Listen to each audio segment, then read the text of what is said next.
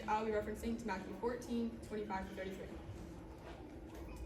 As I was sitting in a service last year at Nationals, I began to realize that, for the most part, I'm pretty comfortable in going and talking or sitting with strangers in public or at an AG event or whatever. So why am I not comfortable enough to do that with my own classmates, people that I've grown up with for the most part? Outside of school, I'm pretty outgoing. I love to be with new people, make new relationships and whatnot. But when it came to school, I used to be the exact opposite. I would shut down, I would stick with the people and the routine that I knew, and I would not step out of my comfort zone whatsoever.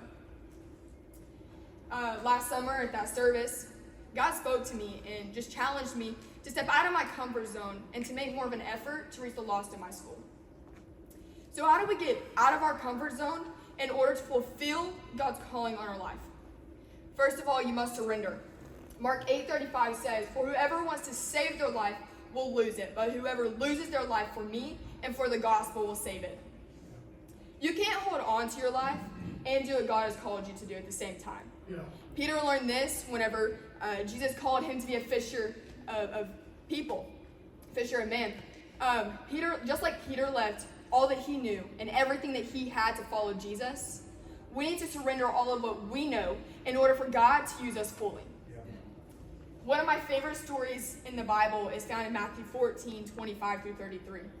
The disciples are in a boat and Jesus comes walking to them on the water. The disciples are afraid, they think it's a ghost, and so they cry out in fear. But Jesus says, "It's just me, calm down." Peter says, "Well, Lord, if it's you, then tell me to come to you on the water." And so Jesus just simply replies, "Come." Peter steps out of the boat and begins walking on the water. Peter knew that if he stayed in the boat, then he'd be safe. That's all that he knew for sure. And he surrendered his safety and his comfort. He surrendered it all, and God is asking you to do the same thing. Yeah. Secondly, you must obey. Deuteronomy 8:6 says, "Observe the commands of the Lord your God, walking in obedience to him and revering him."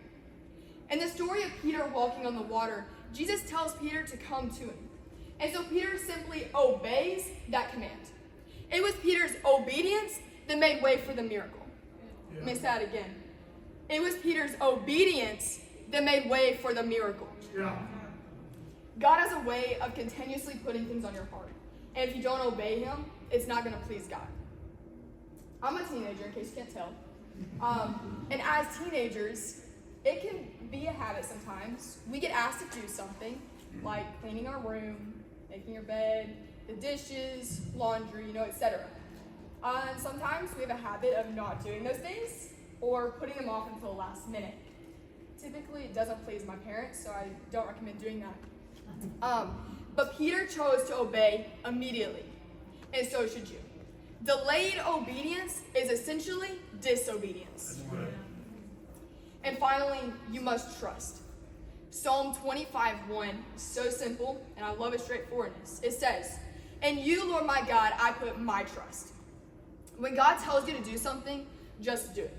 If it's out of your comfort zone, then step out of the boat and do it.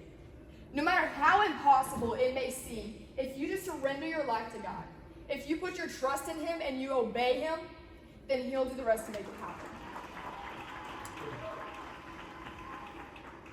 If you can't do the small things that God asks you to do, then how in the world do you expect to be able to do the bigger things that he asks? Amen. At that service last summer, I decided to step out of my comfort zone and figuratively step out of the boat. I stepped out of the boat when I spoke life into someone who was suicidal. I stepped out of my boat whenever I invited somebody into a friend group. I stepped out of the boat whenever I went and sat with somebody so they wouldn't sit alone at lunch.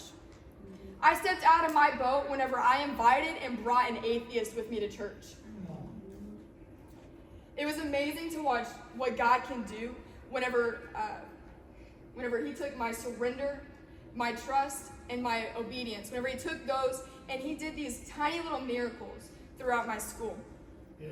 I want to challenge you to also step out of your comfort zone. The Holy Spirit will guide you in conversation of what to say, and he will give you opportunities to lead to those discussions. You'll be amazed at what God can do if you just step out of the boat.